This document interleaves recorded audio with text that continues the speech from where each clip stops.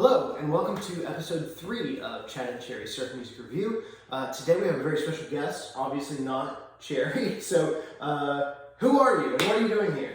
I'm Richard Hawes. I'm one of Chad's bandmates in the Mystery Men. And what brought you to surf music, or what's your relationship with surf music, other than being in the Mystery Men, obviously? I've been listening to surf music since I was a little kid because my dad, from the music that he carried over as from his childhood, he had a lot of Beach Boys albums, early Beach Boys albums, and he had what were at the time called beach compilations on tape, which always had surf instrumentals on. They had Wipeout, they had Pipeline, and a smattering of others. The Ventures, obviously, and then there were the early Beach Boys tunes like Stoked, their version of Miserlou, Moondog, which I don't think was a Beach Boys original, but that was how I got into it, and I kind of carried it with me through childhood. And when I got a little older, met a guy who in the Atlanta scene who knew a lot, and he was into a lot of cool bands, and he turned me on to newer surf bands. I didn't know there were any newer surf bands. He turned me on to Man and Astro Man and the Bomboras. And then from there, it just kind of took off. I realized, there's people still making surf music. And after that, all I wanted to do was be in surf bands, which I managed to do several times.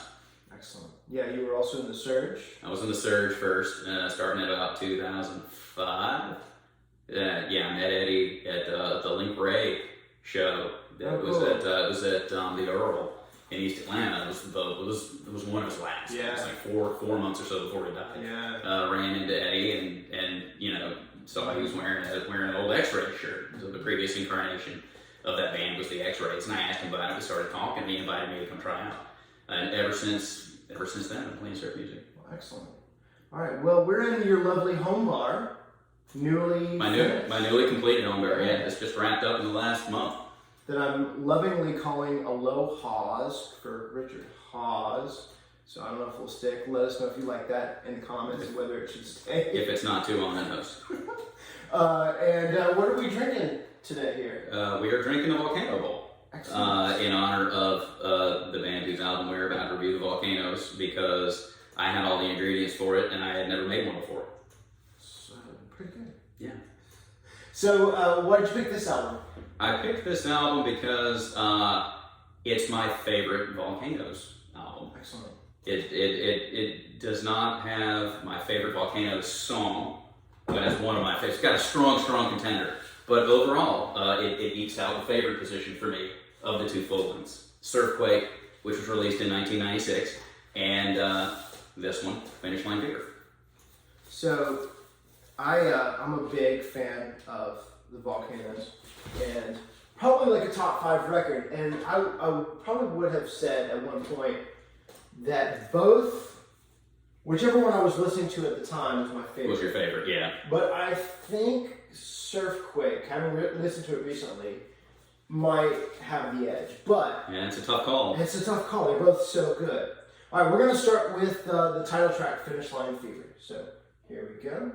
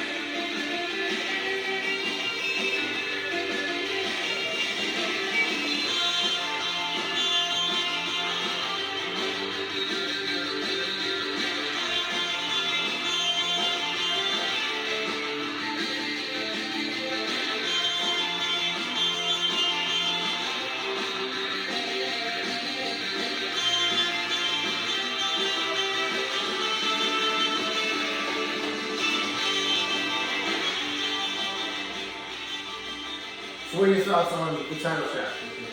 It's a hell of an opener, and Yeah. probably this is where I guess we can't talk about this album without comparing it to Surfquake a little bit, right? Maybe. Surfquake was because Surfquake was the first. Right. It was the biggest. It was the one that hit us all first.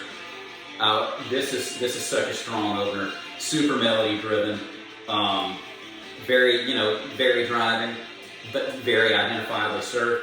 That opening chunky rhythm guitar with that backsplash is, and for a while I didn't listen to any surf music that didn't have that. If it didn't feature that chunky splashback, it was second rate for me. I've grown since then, but this is such a good example of that. And yeah, just a hell of a way to kick off the album. I think you kind of hit the nail on the head with like, these guys are so melody driven, just in general. Very melody driven. And one thing I love about the Volcanos, more than a lot of surf groups, is so not just their melody and how well it's crafted, but also they're kind of the closest to 60s, but still sounding new. They still sound like a modern band, but they still sound very much like surfing. This to me, some of these songs could be on like an Eddie the Showman record or something like that. Yes. It has that like, I don't know, just that classic sound. It is surf. Yeah. It's not hybrid surf. It's not anything else surf. It's not surf inspired. No. This is surf. Yep. We're gonna listen to the next track. I'm picking track 3. So this is my pick. It's San Andreas Fault. And I'm sorry my needle drops have just not been great on this thing, y'all. You'll nail it. One chance. No pressure. Richard.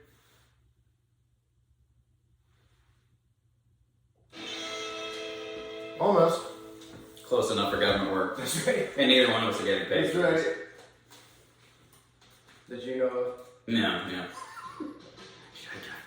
forgot to get the contract out before we started.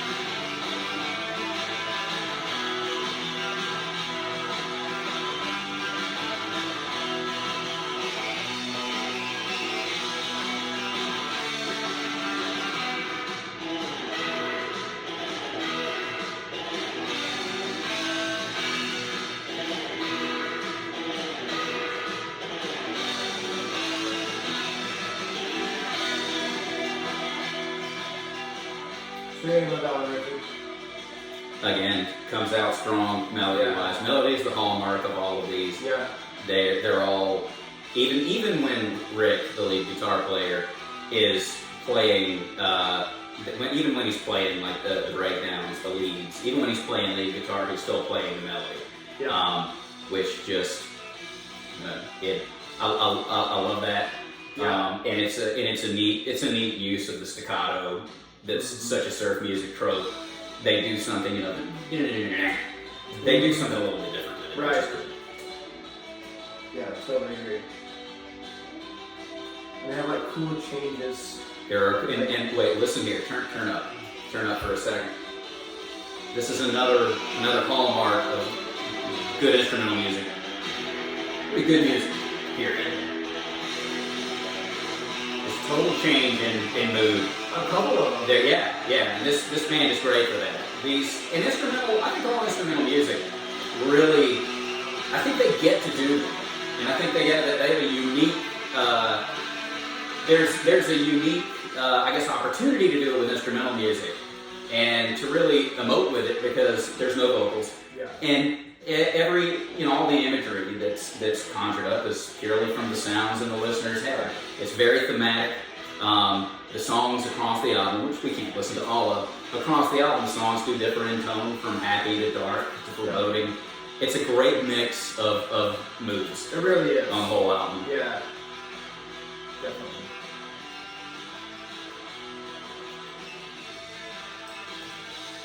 Finish this one out.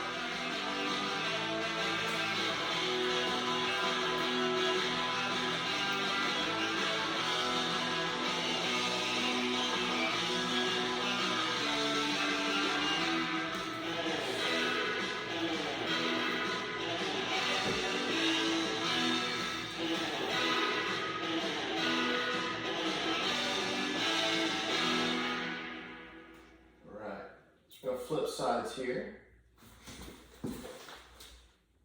We're going to listen to the downbeat of side 2. This is Richard's other pick.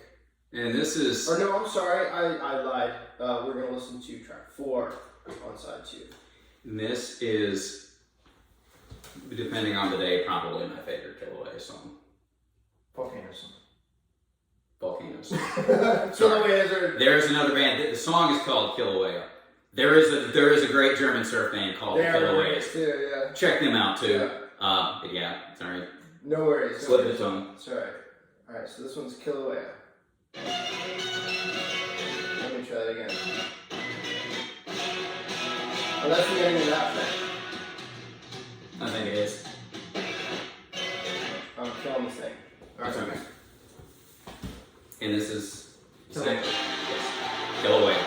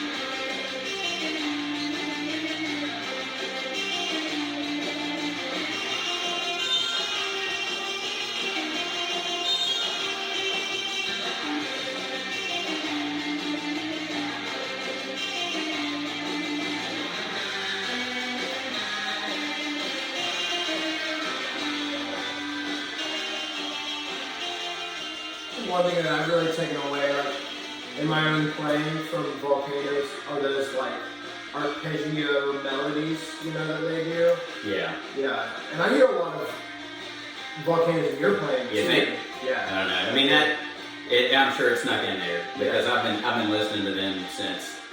I think when I joined the Surge, I was, you know, I had the music I was into up to that point. And when I joined the Surge, Eddie and Styx both gave me, there were, you know, 8 or 10 albums that I had somehow not gotten around to as a surf music fan, and one of them was Surfquake, the Volcanos, and this, you know, by this time, Finish Line Fever was already out, but I was just obsessed with Surfquake, and it wasn't until, you know, probably some years later that I got around to listening to Finish Line Fever. And I think it was just because it wasn't Surfquake. You know? Because that's such a great album and it's the one that hit first. But over time, this one and this song in particular have just become mainstays. I actually play this album more than Surfquake. Sure. Yeah. Totally. It's a great record. I mean, like I said, if you would have asked me, I don't know, maybe a couple months ago, whatever one I was listening to was my favorite. Kind of like Ramones with me. Like, Fair. Whatever Ramones album I happen to be listening to is usually my favorite. Yes. But, yeah, it's great. I also love how they do, so this Finish Line Fever, the first one, Surfquake, which is very fitting with, like in the 60s, you had, in the early 60s to like 63, 64, it was like all about surfing culture. It was and then surfboards and like 64 and after for a couple of years. For a couple of years, it was hot rod music. Yeah. Which was a continuation of surf. It was very surfish. A little more overdriven, a little more hot rod. And I think that I that was when the record labels, I think, were also really, not that there wasn't a lot of good stuff that came out, because there was. You and I were just listening to some of it. It was more of a studio thing, like this, record companies are like, oh, we sold all these surf records to all these kids. We got to keep it going. Right. And they tried to kind of co-opt, drag culture, drag racing culture, the Iron Crosses and stuff like that. And this is Satan's Pilgrims did something similar. Yeah. In their art, when they had things that were more identifiably surf sounding, right. And they kind of transitioned more into a little bit hot rod, and that's what this is. And it's, of course, it's called Finish Line Fever. With an old what looks like an old dragster on the cover. Yeah. Well, very cool. So, I don't know if we mentioned, this is on Estrus Records. Estrus Records. This one's out of print. You can still get Surfquake. I looked the other day, so you can go to Estrus Records. I believe the Volcanos are on Facebook. Yeah, I'm not sure. I'm pretty sure they are. And those guys have the two mainstay members, Chris and Rick, I think, have been playing together since they were kids, and they have multiple other bands other projects I don't remember the names of off the top of my head. The Zombie Surfers. The Zombie Surfers. 3D Invisibles. The 3D Invisibles, which were also on one of these labels. Remember, were they on Double Crown? Or maybe I just saw the record on Double Crown Records. But I don't know. I don't think they've ever stopped. But I don't know if the Volcanos are active anymore. Yeah. I don't think so. I don't know. But I think those two probably still play music together, and it's a thing that could happen in the future. Well, I hope so. I hope so too. We got to play with them once. Yeah.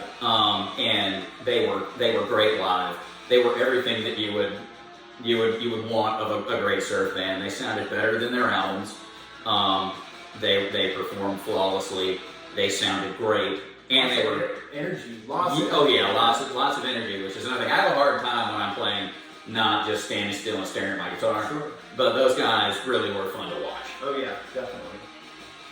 And I don't know, if you like surf music at all, this record. Yeah. Well, good. I think that's a glowing review from Richard, everyone.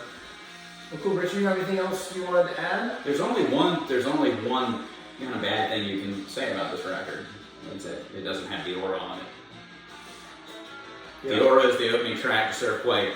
One of the iconic surf songs, period. I think there's a Demerara single too. There may be. I've got one Volcano single that I bought when my record player wasn't working, so I never listened to it. But Demerara itself, everything on here is strong, fabulous record from beginning to end. But as far as 100% bulletproof surf songs go, Demerara. Yeah. It's in the pantheon. I agree. Yeah. Well, Richard, maybe we'll have to do a second one of these and just do Surfquake. Maybe we should. I think that sounds like a plan. All right. Anything else? Nah, man. I've said my piece. Thank you all so much for joining us, and we'll be back with our series next week. We're featuring Stomp Fest bands. So last time we did Nuclear Juarez, and you'll just have to see what's coming up next week. So thank you all for joining us, and we'll see you next time.